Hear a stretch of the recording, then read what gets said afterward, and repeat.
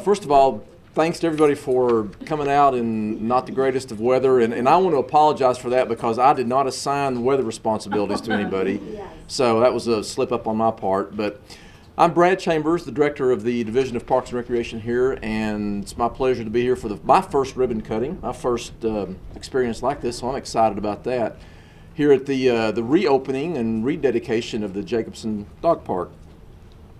I just want to recognize a couple people really quickly. One, Bright Marquette, whoever you... oh, he's hiding back there.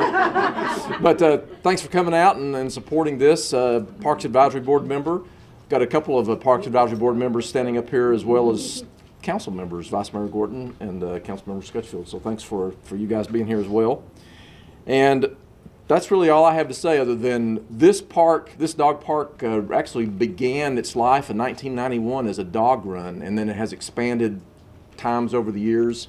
So I think everybody's proud of what it is today, and just shows what dedication and enthusiasm can do.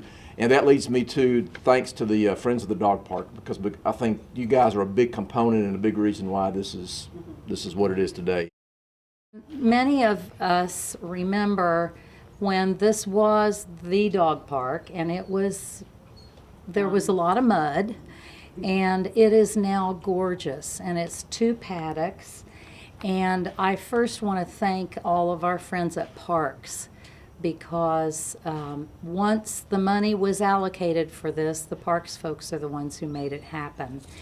And these dog parks, over all the years since our Friends of the Dog Park were formed in 2000, I have always said, and many of us have said, everybody doesn't necessarily bring a tennis racket or a baseball or a golf club or any of the sports, a soccer ball with them to the parks. They bring their best friend, their dog. And it is so wonderful that in Fayette County we have had this good partnership with Parks, between Parks and Friends of the Dog Park. And it's a great public partnership. And we have recognized how important people think these dog parks are. Thousands of people use them. So I congratulate Parks and thank our Friends of the Dog Park folks who are here, who've worked so hard over these last 15, 16 years to make this reality. And we started, as Linda said, many years ago.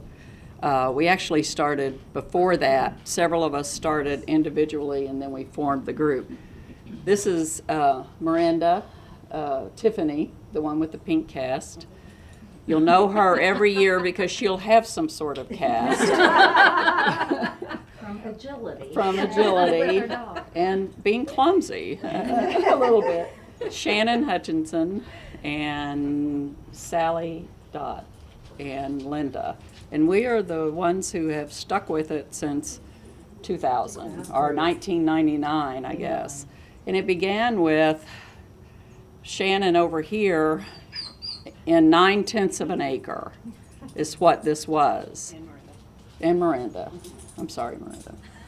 And then I was out at Masterson trying to get them to understand that you can't have a dog park on Leestown Road without a fence. And was told by a Parks no longer employee that if my dog wasn't trained well enough to not run into Leestown Road, then he did not need to be off the leash.